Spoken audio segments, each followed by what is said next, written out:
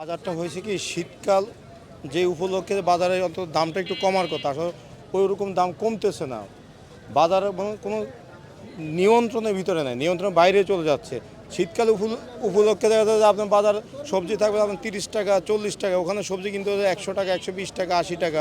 এটা তো আমাদের সাধারণ মানুষের লাগাতার বাইরে চলে যাচ্ছে ভাই, এটা তো আমরা পারতেছি না। এখন সরকার কি করতেছে এটা সরকার ভালো জানে ভাই, এটা আমরা বলতে পারতেছি না। কারণ আগে যে সরকার ছিল ওই সরকার আমাদের যাই কিছু একটু স্থিতিশীল ভিত্তিতে ছিল, নিয়ন্ত্রণের ভিত্তিতে ছিল, কিন্তু এখন কোনো কিছু নিয়ন্ত্রণ নাই। আজকে কত করে কিনলেন? আজকে আপনার যেরকম আপনার আলু কিনা হয়েছে, পুরাতন আলুটা কিনছে 80 টাকা করে, নতুন আলু কিনা হয়েছে 120 টাকা করে, সিম কিনা হয়েছে 80 টাকা করে। তো দাম কোথায় কমতেছে ভাই? শীতকাল উপলক্ষে দাম কমার কথা, এখানে কোনো মালের দামই কমতেছে না।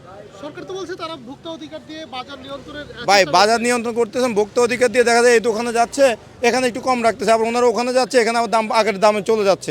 কোথায় বাজারে এরকম কোনো মনিটরিং হচ্ছে না। তো যদি বাজারে এরকম মনিটরিং হতো তাহলে তো হয়েছিল, তাতে আমরা তো আর মিথ্যা কথা বলার কোনো প্রয়োজন ছিল না আমাদের।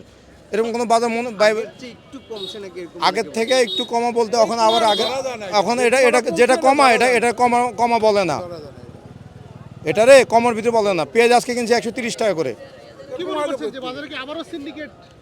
ভাই এখানে সিন্ডিকেটের কোনো কিছু নাই। বাজার সরকার যদি নিয়ন্ত্রণ না করতে পারে তাহলে তো আর এখানে তো মানুষ সিন্ডিকেট, আমি মাল কিনে আনছি 10 টাকা, আমি তো অবশ্য 5 টাকা লাভ করার চেষ্টা করব। এখন ভোক্তা অধিকার আইসা যদি বলে যে আমি এটা সিন্ডিকেট করছি, এটা তো ভুল কথা। এখানে সিন্ডিকেটের কোনো কিছু নাই। সরকার